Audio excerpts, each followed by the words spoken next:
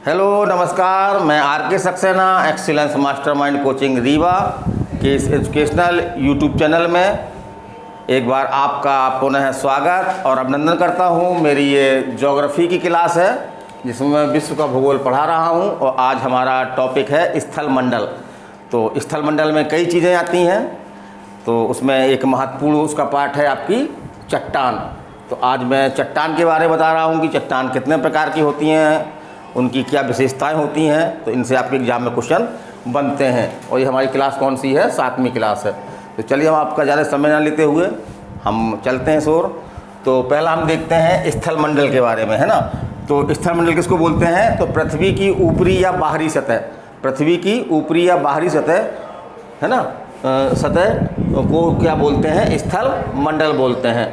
और स्थल मंडल में सबसे ऊंचा स्थान कौन सा है और सबसे निचला स्थान कौन सा है, ये आपका क्वेश्चन जो आपका बनता है। तो स्थल मंडल में जो है वो सबसे ऊंचा स्थान कौन सा है? आपका माउंट एवरेस्ट है। तो हिमालय की सबसे ऊंची चोटी है जो स्थल मंडल का सबसे उच्चतम स्थान है। इसी तरह से अगर हम निम्नतम स्थान की बात करें तो वो कौन सा है? आपका मैरियाना गर्त। इसको जो है वो चैलेंजर गर्त भी कहा जाता है। तो इसको आपको याद रखना है कि स्थल मंडल का सबसे ऊंचाई वाला क्षेत्र कौन सा है? तो माउंट एवरेस्ट है। सबसे निचला क्षेत्र कौन सा है? तो मैरियाना गर्त है। फिर आगे हम चलते हैं। तो एक बात हमको ये मोटी मोटी मालूम है कि क्वेश्चन ऐसा पूछ सकता है कि पृथ्वी के कितने प्रतिशत भाग पर जो है वो स्थल मंडल है? पृथ्वी के कितने प्रतिशत भाग पर जो है वो स्थल मंडल है? माने एक ज़मीन है ना, ज़मीन है जहाँ पे हम चल सकते हैं। तो वो कितनी है आपकी? 29%, 29% जो है वो क्या है? आपका स्थल मंडल है। और फिर हम बताना चाहेंगे कि स्थल मंडल में जो है वो हम कई चीज़ों का अध्ययन करेंगे। जैसे कौन कौन सी हो गई? चट्टान जो आज हम कर रहे हैं, हमने बहुत सारे चित्र बनाए हैं इसमें और बहुत सी महत्वपूर्ण चीज़ें लिखी हुई हैं। फिर आपका ज्वालामुखी, भूकंप, पर्वत, पठार, वन और महाद्वीप।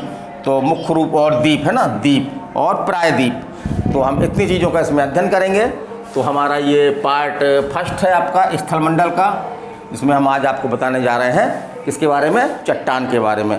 तो चलिए चट्टान, तो सबसे पहले हम जान लें कि चट्टान है क्या, है ना। चट्टान किसे कहते हैं? तो पृथ्वी के सतह का मुख्यतः निर्माण जो है कहाँ से हुआ है? चट्टानों से हुआ है। तो पृथ्वी का सतह जो बनी है मुख्य रूप से कहाँ से बनी है?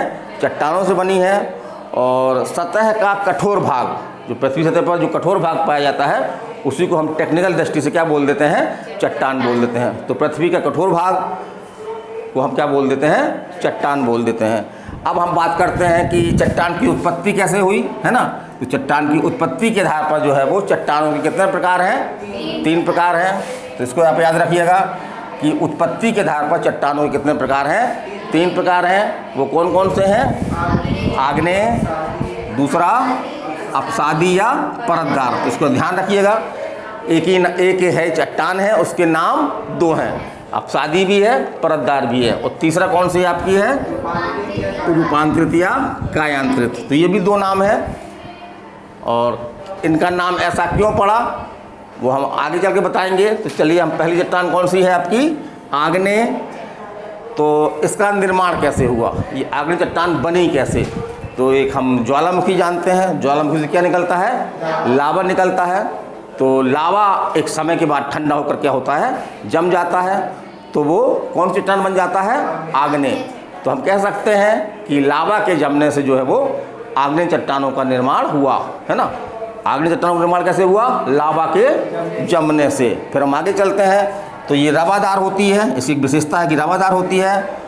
और कुछ हम यहाँ पे एग्जाम्पल ले रहे हैं कि कौन कौन सी चट्टानें जो हैं वो इनका हम उपयोग भी करते हैं। कुछ को हम जानते हैं, कुछ को हम नहीं जानते हैं। तो कौन कौन सी चट्टानें जो है आग्नेय चट्टान की श्रेणी में आती हैं, है ना। तो कौन कौन सी आती हैं? ग्रेनाइट, है ना, बेसाल्ट, ग्रेबो, डायोराइट, पेग्माटाइट आदि, है ना। तो इनके नाम आपको याद रखने हैं क्योंकि एग्जाम में क्वेश्चन ऐसा आता है कि या तो कोई चट्टान दे देगा, जैसे ग्रेनाइट किस प्रकार की चट्टान है, पूछ दे क्वेश्चन एग्जाम में कि ग्रेनाइट जो है वो किस तरह की चट्टान है।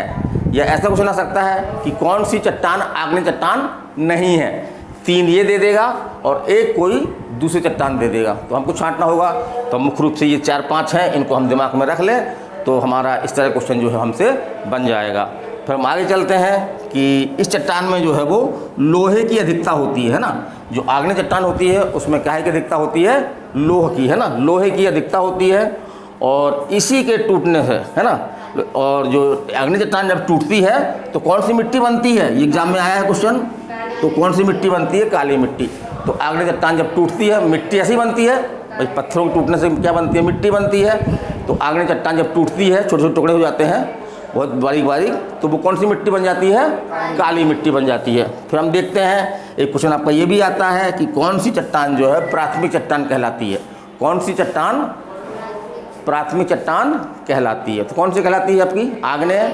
और सबसे अधिक मात्रा में कौन सी चट्टान पाई जाती है, तो आग्नेय पाई जाती है ना। सबसे अधिक मात्रा में कौन सी चट्टान पाई जाती है, आग्नेय। इसको अपन प्राथमिक चट्टान ही बोलते हैं। फिर आगे हम देखते हैं जीवाश्म इसमें नहीं पाए जाते।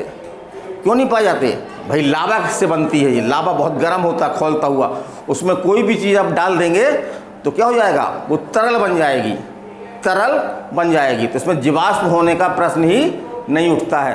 तो एक क्वेश्चन पूछ सकता है आपको कि जीवाश्म पाया जाता है कि नहीं पाया जाता, तो उसमें जीवाश्म जो है वो नहीं पाया जाता है। फिर आगे हम चलते हैं तो बहुत सारे आपकी धातुएं हैं, खनिज हैं जो आग्नेय चट्टान में मिलते हैं। इसके कारण से इसको जो है वो व्यापारिक चट्टान ही बोलते हैं। इसको आग्नेय को व्यापारिक चट्टान, क्योंकि व्यापारिक दृष्टि से काफ़ी ये लाभप्रद है, व्यापारिक दृष्टि से काफ़ी लाभप्रद है, क्योंकि बहुत सारी इसमें धातुएं निकलती हैं चट्टान से।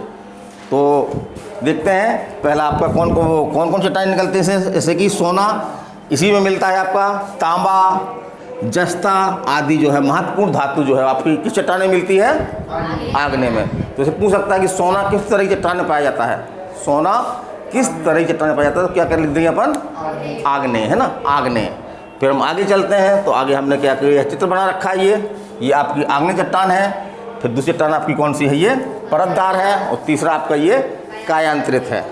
अब हम दूसरी चट्टान देखते हैं तो दूसरी चट्टान में कौन सी आती है आपकी, अपसादी या परतदार, अपसादी या परतदार। तो हमने चित्र बना रखा है ना, इसमें देख रहे होंगे आप कि परतें परतें बनी है। और ये बड़ा आकार, कुछ बहुत बड़ा आकार हो सकता है, ये इस तरह बढ़ाते जाइए आप, बहुत बड़ा आकार हो सकता है ना। ये आपकी क्या है, परत चट्टानें, इसमें परतें पाई जाती हैं, इसमें परतें पाई जाती हैं। और इसी को एक नाम कौन सा है आपका, अपसादी। तो यहाँ पे आपको ये ध्यान रखना है कि नाम आपको कन्फ्यूज ना हो, अपसादी और परतदार एक ही चट्टान के जो है वो दो नाम हैं। अब ये बनती कैसे है, तो जल हवा द्वारा जो है वो लाए गए कणों से, है ना, ये जमने से जो है वो इसका निर्माण होता है। तो हवा बहुत सारे कण उड़ा के लाती है, पानी भी अपने साथ बहुत सारे कण लाता है। और जब वो किसी एक स्थान पर जमते चले जाते हैं तो किस चट्टान का निर्माण होता है, परतदार चट्टान का निर्माण होता है। इसलिए इसमें परतें ऐसी पाई जाती हैं, तो परतें हैं, ये हैं परतें, इसलिए इसको क्या बोलते हैं, परतदार चट्टान ही बोलते हैं। और अब एक क्वेश्चन से ये बनता है कि जीवाश्म किस चट्टान में पाया जाता है, जीवाश्म जो है वो इसी में पाया जाता है। जीवा चट्टान जो है वो, जीवाश्म जो है वो कहाँ पाया जाता है, परतदार या अपसादी चट्टानों में। ये क्वेश्चन पूछता है आपका। फिर हम देखते हैं कि कौन कौन कोयला क्या है, एक क्वेश्चन इस तरह से आया है एग्जाम में, भाई हमने लिख दिया है यहाँ पे कोयला क्या है, तो कौन चट्टान है कोयला, अपसादी या परतदार चट्टान है। कोयला जो है वो अपसादी या परतदार चट्टान है। फिर हम देखते हैं एक क्वेश्चन आपका ये बनता है कि जो खनिज तेल, जिसके बिना हमारा काम नहीं चलेगा, हमारी स्कूटर कार जो है वो नहीं चलेगी, हमारी ऑटो नहीं चलेगी, तो खनिज तेल जो है वो किस तरह चट्टानों में पाया जाता है, तो अपसादी चट्टानों में खनिज तेल पाया जाता है। ये क्वेश्चन एग्जाम में आया है आपके कि खनिज तेल जो है वो किस प्रकार की चट्टानों में पाया जाता है, तो किसमें पाया जाता है, अपसादी में। फिर हम कुछ इसके एग्जाम्पल लेते हैं कि कौन कौन सी जो है वो अपसादी या परतदार चट्टानें हैं। जैसे चूना पत्थर, स्वाभाविक हमने देखा है, बलुआ पत्थर, डोलामाइट, कोयला और खड़िया आदि, है ना, आदि, ये सभी किस तरह चट्टानें हैं, अपसादी या परतदार चट्टानें हैं। फिर हम तीसरा लिखते हैं, तो हमने ये बना रखा चित्र, है ना, अपसादी या परतदार चित्र बना रखा है, परतें दिख रही हैं इसमें, इसलिए परत बोलते हैं इसको, परत या अपसादी बोलते हैं। फिर तीसरी चट्टान कौन सी है आपकी, कायांतरित या रूपांतरित। तो ये कोई नई चट्टान नहीं है, ये चट्टान कैसे बनती है? जब कौन सी? आग्नेय चट्टान और या अपसादी चट्टान ये ही अपना रूप बदल लेते हैं, तो एक नई तरह की चट्टान का निर्माण होता है। उसको हम क्या बोलते हैं? कायांतरित या रूपांतरित। काया मतलब हमारी ये काया है, इसको हम बदल लिया, यह रूप हमारा है, ये रूप है, इसको हमने बदल लिया, तो उसी के आधार पर जो है इसका नाम पड़ा है कायांतरित या रूपांतरित। और कैसे बनती है? तो दाब, ताप एवं रासायनिक क्रियाओं के कारण जो है वो इन चट्टानों का निर्माण होता है ना। माने आग्नेय चट्टान ही या अपसादी चट्टान ही जो है वो अपना रूप बदल लेती हैं। जब ये रूप बदल लेती हैं तो ये कौन सी चट्टान कहलाती हैं? कायांतरित कहलाती हैं। और इसके कुछ एग्जाम्पल, बहुत ज़्यादा महत्वपूर्ण चट्टान नहीं है, इससे कम क्वेश्चन बनते हैं। तो कौन कौन सी चट्टानें जो है कायांतरित या रूपांतरित चट्टानें हैं? तो हमने लिख रखा है। पहला आपका ग्रेफाइट है ना, ग्रेफाइट। यहाँ पे देखना आप कंफ्यूज करता कहीं पे ये है ना, ग्रेफाइट। और फिर आपका क्या है? संगमरमर। फिर है एंथ्रोसाइट कोयला है ना, एंथ्रोसाइट कोयला। और फिर आपका जो है वो हीरा। तो ये हीरा पूछा गया आपका कि हीरा जो है वो किस तरह चट्टान है? कायांतरित या रूपांतरित चट्टान है ना, उसमें पाया जाता है आपका ये। तो मेरा ये छोटा सा वीडियो था, कैसा लगा आपको? और ये आपका जो है स्थल मंडल का जो है वो पार्ट फर्स्ट है, जिसमें आज हमने आपको बताया चट्टानों के बारे में। और आगे हम देखते हैं, तो आगे हम कहाँ के बारे में बताएंगे। तो कल की क्लास हमारी जो है वो आपकी 2 टॉपिक, महत्वपूर्ण टॉपिक होंगे उसमें। एक तो आपका ज्वालामुखी होगा, तो ज्वालामुखी से काफ़ी क्वेश्चन बनते हैं। दूसरा आपका होगा भूकंप। तो उन दोनों के बारे में हमारी अगली क्लास होगी। आपको ये क्लास कैसी लगी मैसेज करके हमको बताएं। चलिए अगली क्लास तक मैं विदाई लेता हूँ। नमस्कार, धन्यवाद।